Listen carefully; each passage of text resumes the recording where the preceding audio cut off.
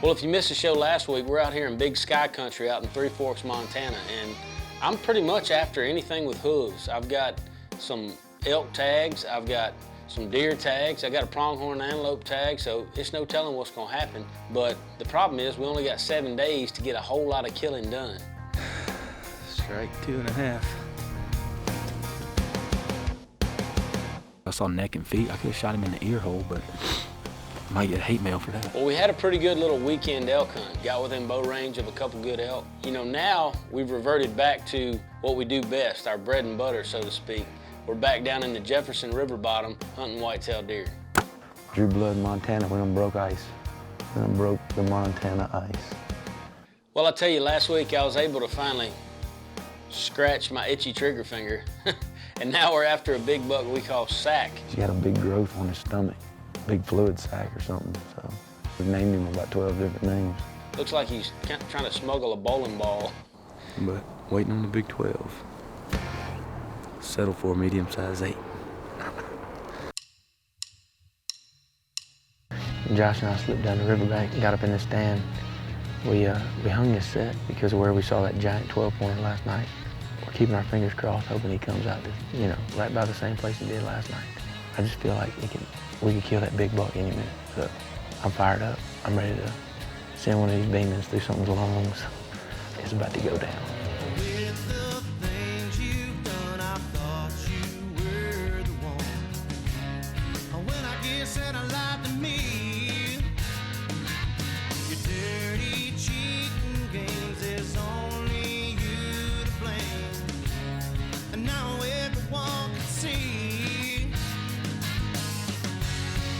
We've got the 12-point out here at about 170 yards. He's with another 8-point. He's coming, dude. I'm gonna get my bow. No more wasting time on you, yeah. I've had it up to here and I'm through. That's unreal, man. They're bedded down in alfalfa, dead downwind of us right now. It's also unfortunate that they didn't choose to come down this trail like they did yesterday. Instead, they came out from underneath the tree stand we hunted yesterday. And they walked all the way down here, but then they bedded down at 140 yards, man.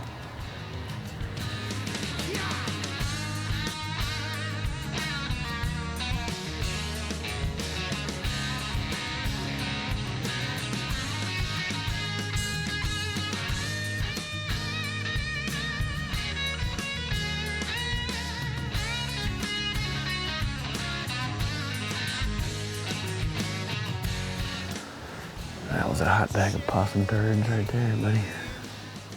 The other day, we got winded out in the field because we didn't do our scent control like we should. Today, we did our scent control meticulous. Had deer dead downwind, they were just out of range bedded in alfalfa. So what are you gonna do? Could not get them any closer. They're just content. Alfalfa's high, they're safe out there. They got it made.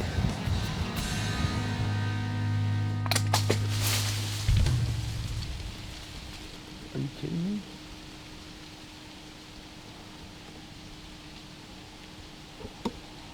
Boy, I'm glad we're out of camera light. I just hung my Hoyt on a bow hanger. The bow hanger broke and it fell all the way down to the bottom of the tree.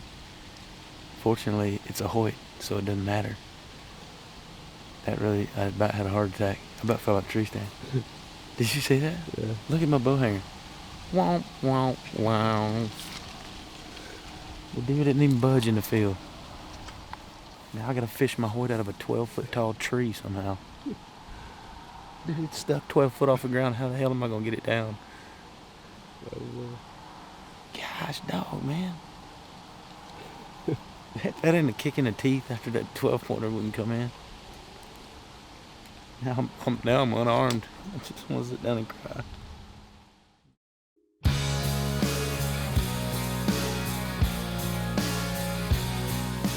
Me and Josh were after this deer pretty hard, and no matter where he went to bed or where he came out in the morning, we were right there the next day, but it seemed like he just had a system of avoiding us.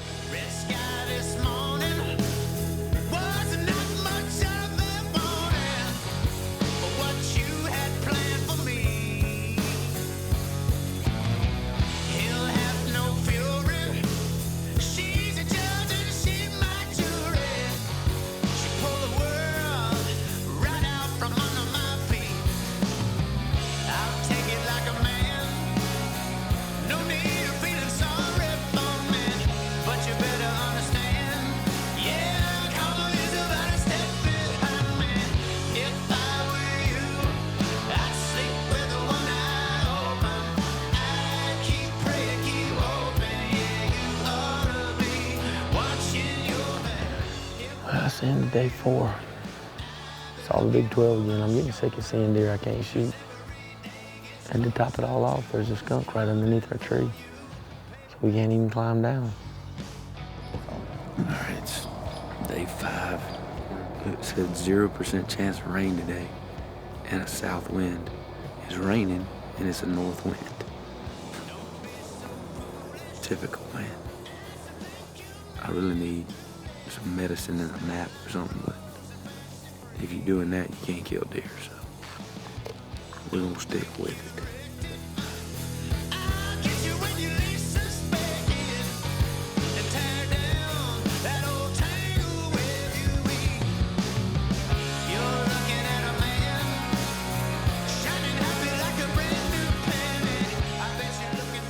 Evening, day 5. Y'all just got me busted by a deer trying to do this interview. We're back in the stand where my dad shot his doe last year.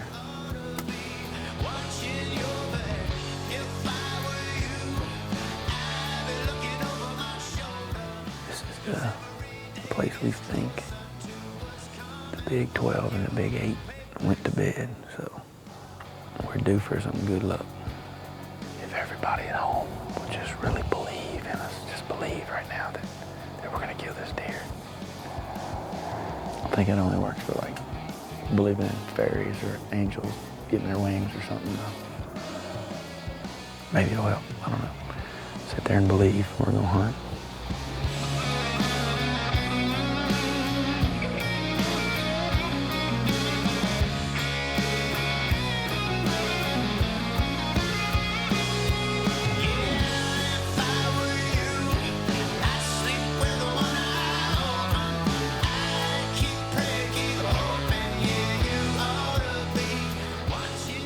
Evening into day 6 here in Montana. This is too much like work, trying to kill one deer. We can watch him go bed down in a block of timber and hunt that block of timber, and 2 miles away he comes out of some timber somewhere else, so it's getting frustrating. I know y'all are probably cussing the TV right now, talking about frustrating seeing 200 deer every time you sit in the stand, but if you're out here with me, you know what I'm talking about. It's frustrating because you're seeing 200 deer. Problem is, so much open country, it's hard to get them to walk within bow range, man. Day 6, Montana.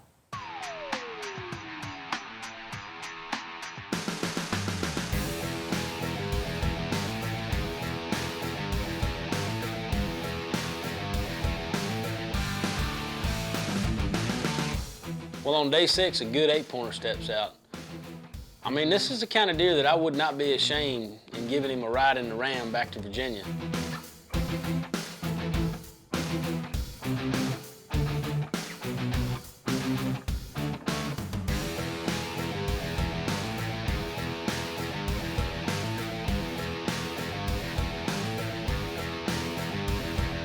I definitely tightened the old America's Best bowstring up to its full tension and looked at him several times.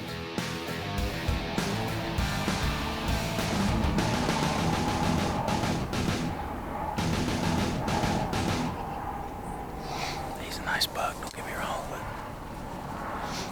I'm not a trophy hunter. I don't care if he's the new world record, but I can't chase that 12-pointer and that Big 8 and all that stuff, shoot that 115-inch 8-pointer.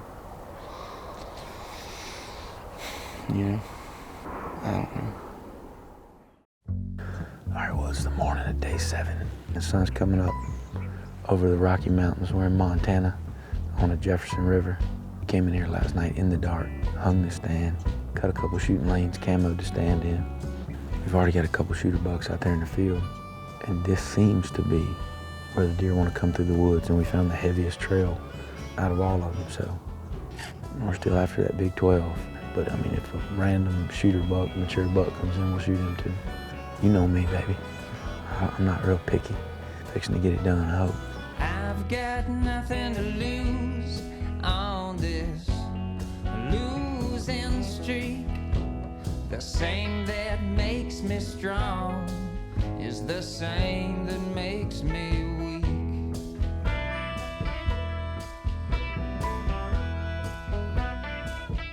Sack.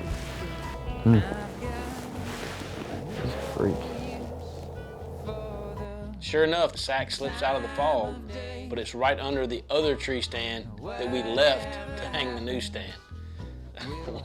We can't win, man. We're about to have to choke down about a gallon jug full of irony. Because the stand we talked crap about and moved over to here, he's about to walk within bow range of it.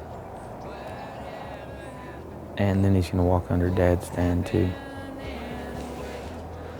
I might hang myself with this hunter safety system. Well, at this point, I'm feeling pretty defeated. But with deer hunting, things can turn around in a split second. And I look up, and here come two really nice bucks our way.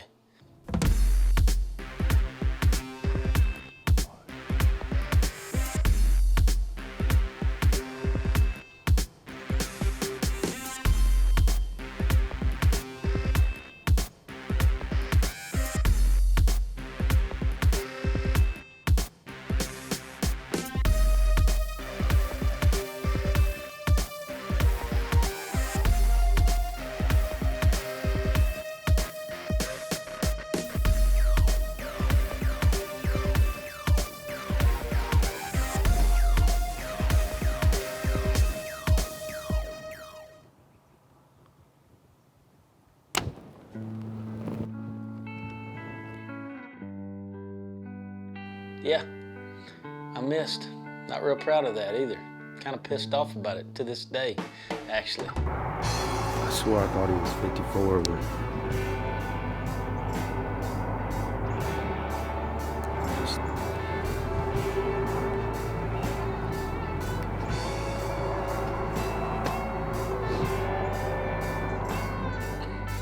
What a roller coaster of emotions. I mean, I ranged this deer wrong. I ranged the grass in front of him and shot him for a 50-yard shot, and he was actually a little bit over 60 yards away. I practiced out to 80. I was hitting a circle that big the other day at 80, so I feel good at 60. I knew that buck was a little further than that. I knew he was. In my heart, I knew he was. Just heartbroken, man. After Sack kind of kicked our butt, then you get a second chance, and then you get the miss, man. What's up with that? And I mean, I felt so confident about that shot. This was gonna be it. This was the shot that I was gonna take to put us in the win column heading home to Virginia. We'll sit here tonight and see if we can't have something else come in, but daggone, that was a good buck, man.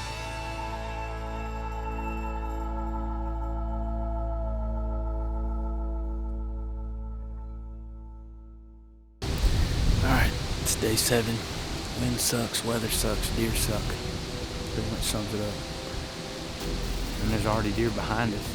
I don't even know where they came from.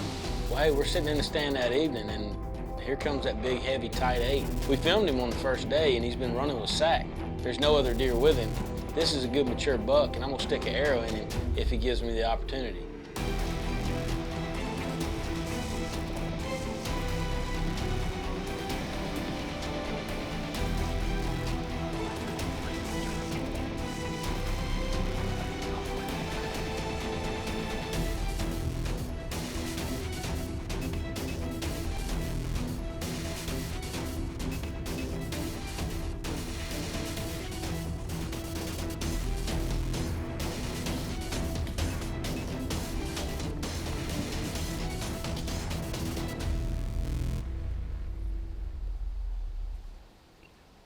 But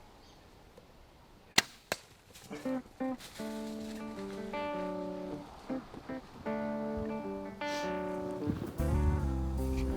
think I got him. Hit him a little bit high. Well, archery hunters know when you feel good about a shot and you see that arrow bury up in the perfect place, broadside, and you know you got both lungs, it's a good feeling. I didn't quite have that feeling after this shot. Let me tell you how it all went down. I knew it was probably a killing shot, but I also knew that it was pretty high. But it's hard to judge that deer reacting like that to the shot. I didn't want to shoot under him though, you know. Hopefully that rage cut something good in there though. I wanted to wait and see what kind of blood trail we had before I got too excited. all we can do is follow the blood trail. That's why I didn't have much of a reaction in the tree stand, because I immediately visually saw that the shot was high. So this is always a tough part about bow hunting, but hey, you know, can't take it back. I made the best shot I could at the time. He reacted to the shot a little bit, so we're gonna get on blood, see what we can do. The waiting game ensues, man. This is the worst part of archery hunting, is just deciphering, and this is the most anxiety-heavy part. You know, deciphering that blood trail and trying to figure out if that deer is down or not.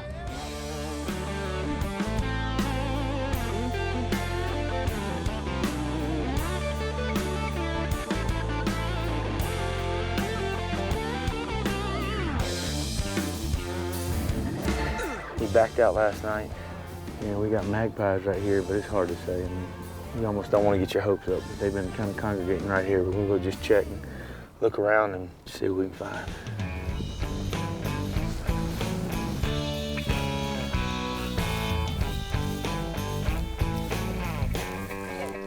You already found him, didn't you, punk? Dude, I was so nervous. Couldn't let you out the hook that easily. Thank you, Lord. Rage is a nasty piece of equipment, son. Finding this buck was an amazing feeling. I mean, getting the season started off right with a good, mature 8-point buck from Montana. Words can't describe the feeling. I was so pumped up, man. Look at that. That's that tight, big 8 that we were hunting. Deer trying to run us over. That's one of the 3 bucks we've been hunting pretty hard. Call him the tight 8. He's got a lot of mass, good beam length. He's all bladed out. Look at the bases on that dude. Look at those little twin kicker things. I hate having to back out. We had to back out last night, man. You know, he zigged and we zagged kind of thing. We were looking over there and he ran this way. But it's always better to be safe than sorry. That meat's still good. He's nice and cool. It was cold last night. But man, I'm so proud to have this deer. I couldn't be more proud. Man, I got to give a big thanks to Cody and Emily for opening up y'all's home to us and allowing us to be there and have such a great place to hunt out there in Montana. Oh man, he's clean as a whistle. Appreciate it, brother. He's freaking right here. I almost hated to do it, but I almost turned into a trophy hunter a little bit this week. I'm ashamed to admit it. I was that close to turning into a trophy hunter over at 12-pointer. When they got mass and they're mature and they look like that, you can't beat a deer like that, really. And also, man, Jordan and Austin, appreciate you guys coming out, taking us elk hunting.